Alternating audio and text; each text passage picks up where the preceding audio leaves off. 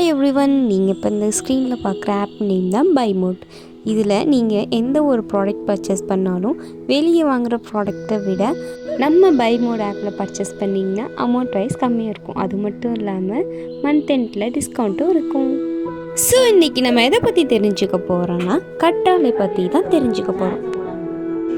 கற்றாழை பற்றி சில முக்கியமான விஷயங்கள் பற்றி பார்க்கலாமா? கத்தாழை மிகவும் பலன்கள் கொண்ட ஒரு மூலிகை செடியாகும். இது நம்ம எல்லாத்துக்குமே தெரிஞ்ச ஒரு ஜென்ரலான விஷயந்தான். ஸோ அதோட பண்புகள் பற்றி சில பார்க்கலாம். அதோட ஆரோக்கியத்தின் பயன்கள்: குடல் சுகாதாரம். கத்தாழையின் ஜெல் குரலின் இயக்கத்தை மேம்படுத்தி மலச்சிக்கலுக்கு உதவுகிறது சொல்லப்படுது. சருமம் மற்றும் அழகு. யூஸ்வலாகவே எல்லா ஃபேஸ் பேக்கையும் நம்ம எடுத்துக்கோமே, எல்லாருமே அலோவேரா ஜெல் இல்லாமல் ஒரு ஹேர் ஸ்பாயில் ஆகட்டும், அது ஹேர் வளரணும், நம்ம எல்லாமே யூஸ்வலாக யூஸ் பண்ணுறது கத்தாழை தான்.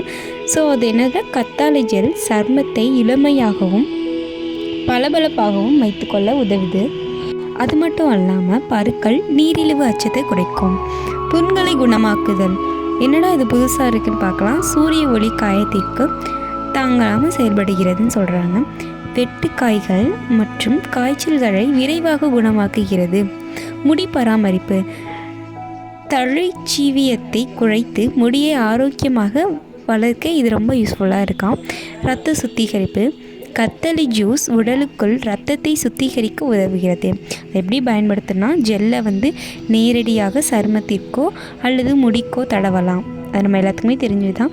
கத்தாழை சாறு தயார் செய்து காலை வேளையில் குடிக்கலாம். மிதமான அளவில் தான் குடிக்கணும். சொல்ல எச்சரிக்கை என்னென்னா, ரொம்ப பயப்படுற அளவுக்குலாம் ஒன்றும் இல்லைங்க.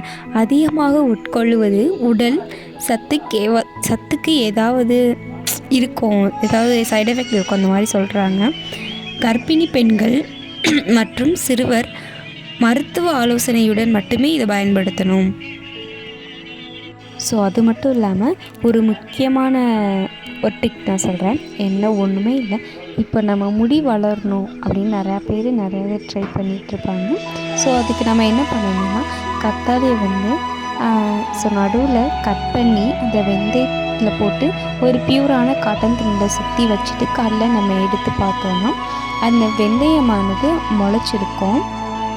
ஸோ நீங்கள் அந்த மேல் பக்கம் உள்ள எல்லா தோலையும் எடுத்துகிட்டு நீங்கள் உள்ளே இருக்கிறத ஒரு மிக்ஸி ஜாரில் போட்டு, க்ளீனான மிக்ஸி ஜாரில் போட்டு நீங்கள் அரைச்சி தினமும் இல்லை, ஒரு வீக்லி 2 times யூஸ் பண்ணிட்டு வந்தீங்கன்னா உண்மையாகவே ஒரு க்ரோத் உங்களுக்கே தெரியும்.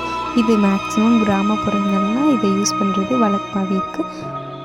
ஓகே ஃப்ரெண்ட்ஸ், நம்ம நெக்ஸ்ட் வீடியோவில் பார்க்கலாம்.